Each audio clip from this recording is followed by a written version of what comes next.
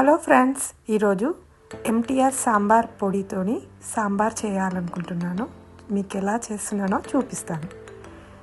పప్పు ముందే ఉడకపెట్టుకున్నాను. కందిపప్పు 3/4 తీసుకొని కొంచెం పెసరపప్పు తీసుకున్నాను. ఉడకపెట్టి పక్కకు పెట్టుకున్నాను. గిన్నె తీసుకొని 2 స్పూన్స్ ఆయిల్ వేసుకున్నాను. వేసుకొని జీలకర్ర, ఆవాలు వేసుకొని చిటపట అన్న వరకు వెయిట్ చేసాం. ఎండుమిరపకాయలు, పచ్చిమిరపకాయలు, క్యారెట్, ఆనియన్స్ వేసుకొని ఫ్రై చేసుకుందాం. కొంచెం ఫ్రై అయినాక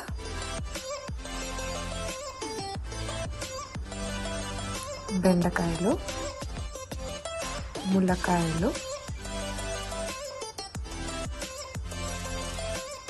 అవి కలుపుకుందాం. మొత్తం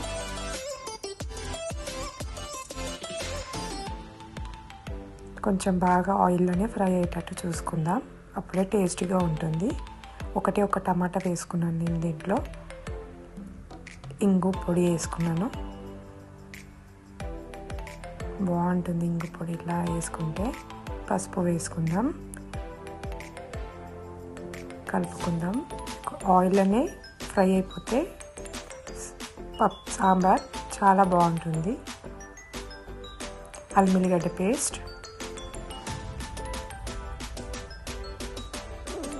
ఇది అల్లం వెల్లిగడ్డ పేస్ట్ అంతా పచ్చితనం పోయే వరకు ఫ్రై చేసుకొని చింతపండు పులుసు వేసుకుందాం.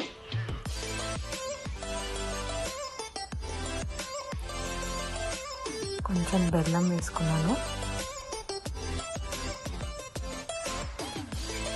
ఉప్పు వేసుకున్నాను. పప్పు రుబ్బు పెట్టుకుంటా. ఎప్పుడైనా సరే పప్పు ఇలా రుబ్బినప్పుడు కొంచెం గిన్నెలోకి తీసుకొని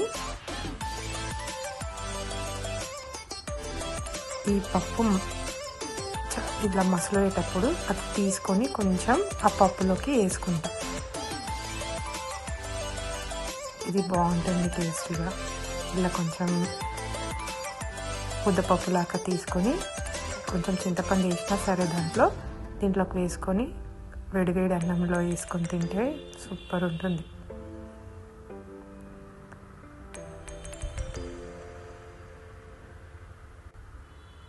ఇది మసలుతూ ఉంది కదా, బాయిల్ అవుతుంది కాబట్టి మనం పప్పు దీంట్లోకి వేసేసుకుందాం.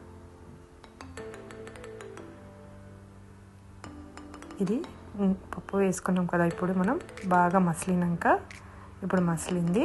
ఇప్పుడు మనం ఎంటీఆర్ సాంబార్ పొడి వేసుకుందాం. 1 స్పూన్ వేసుకుంటున్నాను నేను. బాగా కలిపేసుకొని కొంచెం మసిలినప్పుడు కొత్తిమీర పైనుంచి వేసుకోవాలి. ఇంకొంచెం బాగా మసలాలి. ఇప్పుడు మసిలింది. మన సాంబార్ పొడి వేసుకొని సాంబార్ రెడీ.